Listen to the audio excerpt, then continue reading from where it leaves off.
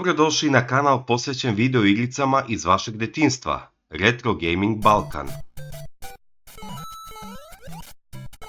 Danas ćemo pričati o jednoj od najutjecajnijih igara u istoriji gaminga, Super Mario Bros. Iz 1985. godine za NES.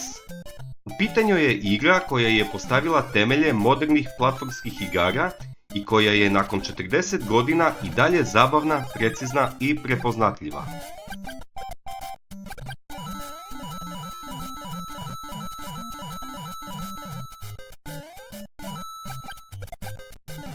Priča je jednostavna.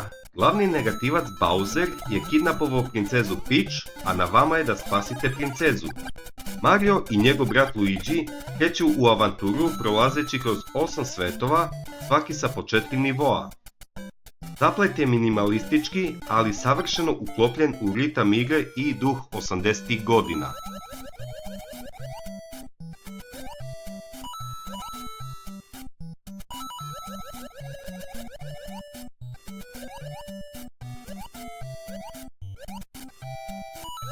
Tokom igre možete sakupljati power-upove, recimo pečurka, zvezda, biljčica, koje Mariju daje nove sposobnosti.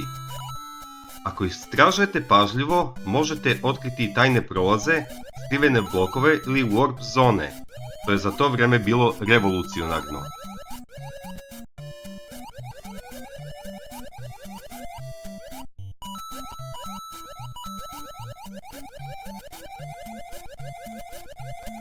Kontrole su precizne i responsivne.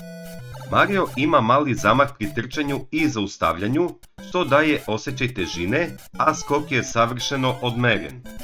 U poređenju sa platformerima iz tog doba, Super Mario Bros. Je ispred svog vremena po fizici i fluidnosti.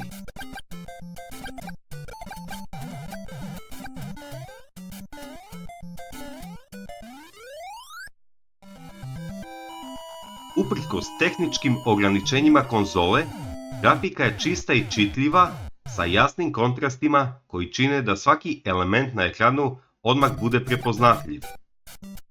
Muzika iz prvog nivoa je takav klasik da je prepoznaju čak i oni koji nemaju nikakvih dodirnih tačaka sa gamingom.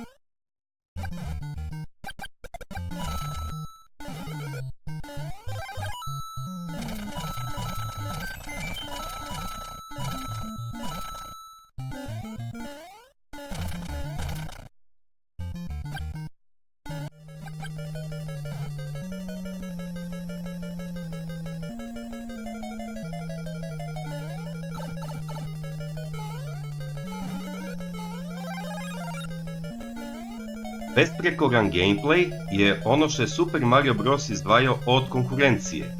Osnovne mehanike, trčanje, skakanje i skupljanje power-upova, jednostavne su, ali izuzetno dobro dizajnirane.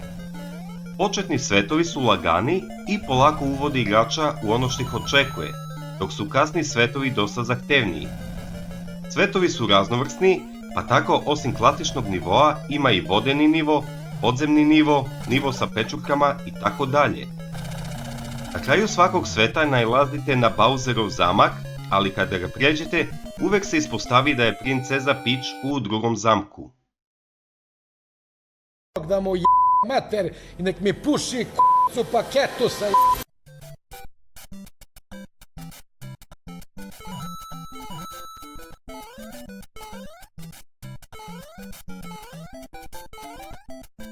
Uticaj Super Marija na celokupan gaming je nemerljiv. Igra je postavila standard za 2D platformere, redefinisala žanr i postala jedan od glavnih razloga globalnog uspjeha Nintenda. Također, igra je postala i inspiracija za desetine igara koje su usledile.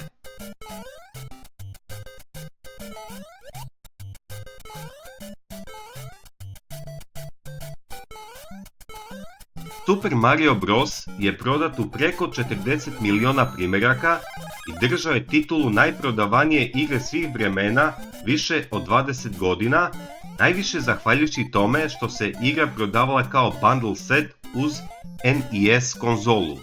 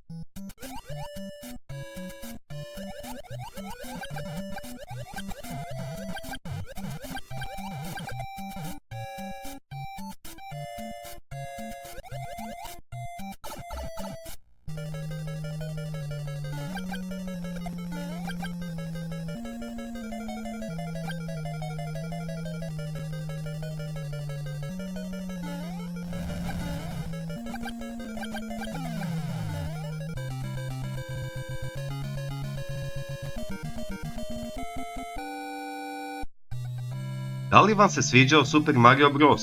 Koje je vaše mišljenje? Pišite u komentarima i zapratite naš kanal.